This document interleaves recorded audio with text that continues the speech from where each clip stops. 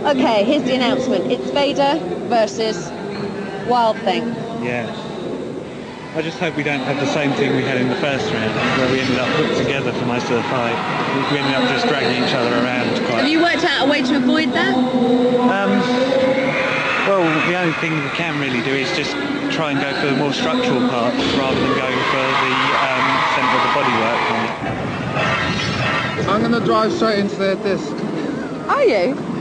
Actually, the strongest part's at the front, where there's less polycarb. That's the trouble. Their sharp cutter sticks in the polycarb, but their disc is actually vulnerable to very hard strike. It will bend. So I reckon rather than try and run away head on, would be the best. Okay.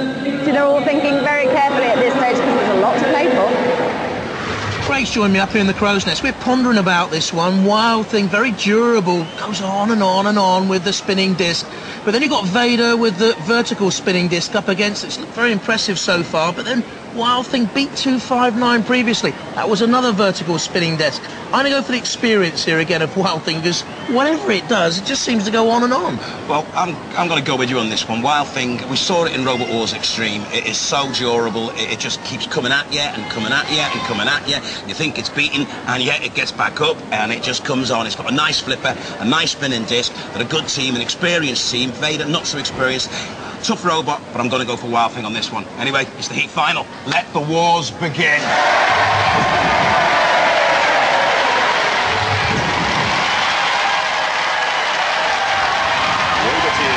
Stand by.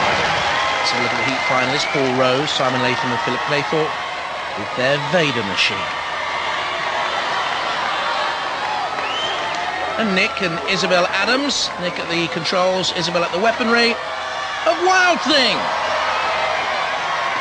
The heat final has Shunt in the arena, representing the house robots with the bulldozer blade and the axe, and Sir Killalot. 3, 2, 1, activate. Wildthing with the high-speed vertical cutting disc, Vader with the vertical spinning disc. That comes into play first. Wildthing, a lot lower, lighter, 97 kilos, 3 kilos lighter, is the quicker of the two robots, more manoeuvrable across the arena floor to get in to cause damage and away from damage. And Shunt slams down with the diamond-edged axe onto the armament of Vader. Wildthing clinging on. Isabel Adams at the controls of the weapons. One little tactic they could use, if they can flick Vader, it can't self-right. 1.5 centimeters of ground clearance. I think at the back of Vader, that's its Achilles heel. A real push and shove match developing. Wildthing coming back onto the attack on Vader. Blade hits blade. Sparks will fly. That continues onto the flame pit now.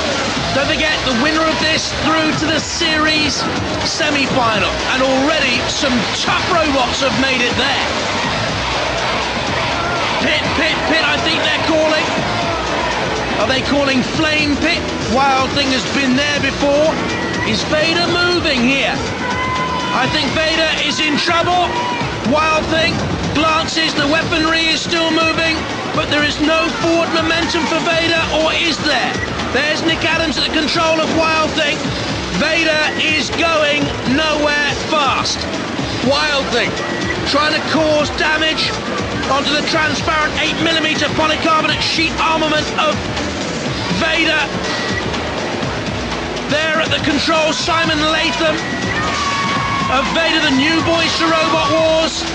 And the thing taught a lesson here in durability.